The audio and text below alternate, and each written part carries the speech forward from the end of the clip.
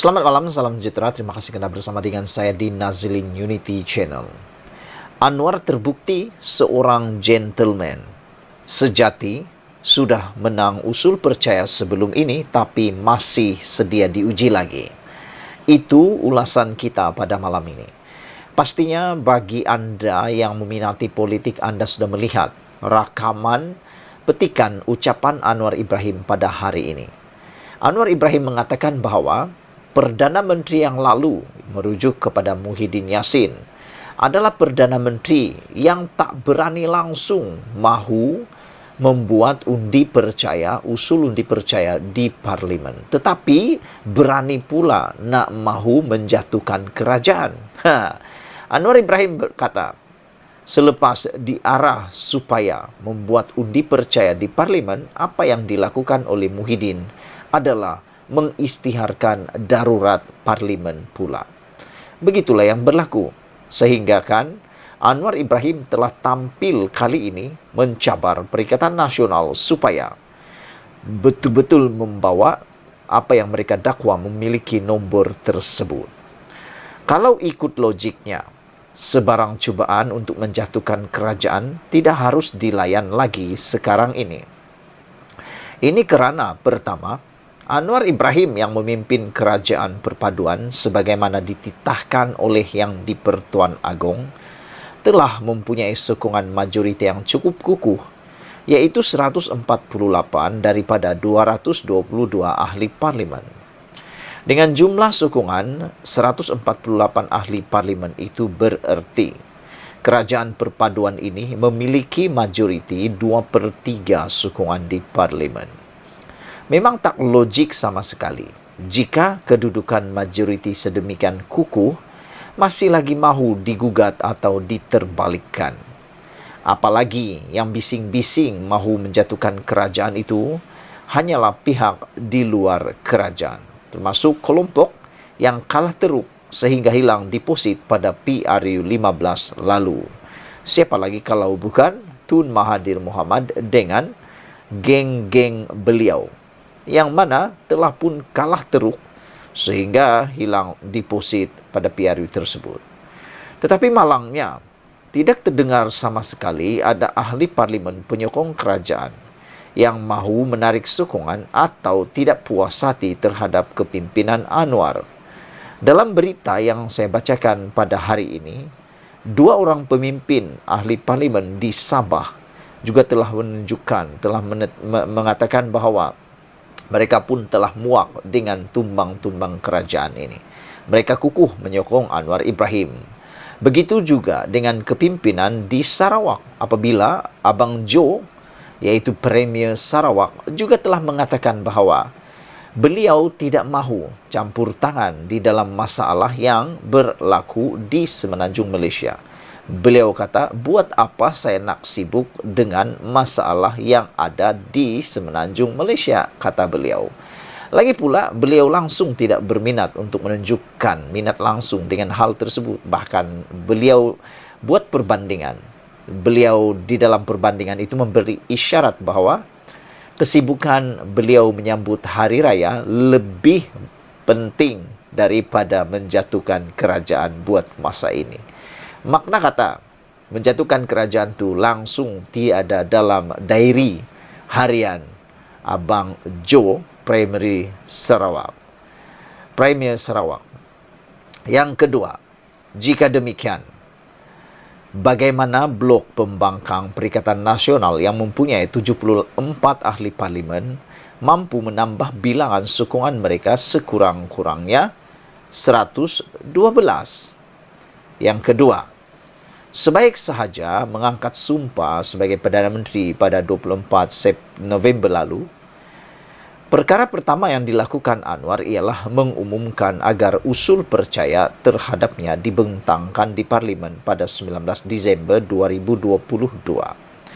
Dalam undian yang diadakan pada tarikh tersebut, sokongan terhadap Anwar ternyata kukuh, di mana blok pembangkang tidak berani sama sekali menentang usul percaya itu. Muhyiddin Yassin yang mendakwa dirinya mempunyai cukup sokongan sebelum itu juga tidak berani menonjolkan dirinya untuk diundi berlawan dengan Anwar. Walaupun kemenangan hanya melalui undian suara berikutan blok pembangkang tiada telur untuk menamakan sesiapa sebagai pencabar, jumlah ahli parlimen menyokong Anwar kemudiannya dibuktikan berjumlah 148 orang. Dengan dua perkara di atas, sebenarnya tidak perlu lagi dilayan sebarang cubaan untuk menukar kerajaan. Sudah sah lagi, nyata, Anwar memiliki sokongan majoriti yang kukuh sebagai Perdana Menteri. Takkanlah setelah disahkan di parlimen pun, masih lagi berbangkit isu mahu menjatuhkan beliau. Hakikatnya, peluang sudah pun diberi tetapi mereka tiada keberanian untuk mencabar kedudukan Anwar. Cukuplah sekali saja peluang itu diberikan dan selebihnya, tugas ahli parlimen seharusnya ditumpukan bersama memastikan negara dapat ditadbir dengan baik. Jika tiap kali sidang parlimen perlu dibentangkan usul percaya atau tidak percaya, apakah kerja dan peranan ahli-ahli parlimen hanya untuk menukar kerajaan saja? Kalau itu saja kerja diorang, orang Sabah cakap dengan bahasa pelat Sabah, dia kata beginilah, begini kita bilang. Ahli-ahli parlimen ini kerja diorang hanya menukar kerajaan sajakah? Kalau tiap kali sidang parlimen bersidang, asik-asik usul undi percaya saja yang dibuat setiap kali bersidang, itukah kerja diorang pergi parlimen? Takkanlah itu pula kerja diorang kan? Tetapi dengan Anwar sendiri tampil mencabar blok pembangkang agar membuat usul menjatuhkannya ke parlimen, jika benar Hamzah Zainuddin, calon yang dinamakan untuk menggantikannya, sudah mempunyai cukup nombor, ia tidak lagi membuktikan beliau seorang Perdana Menteri yang benar-benar berani dan punya jiwa gentleman sejati.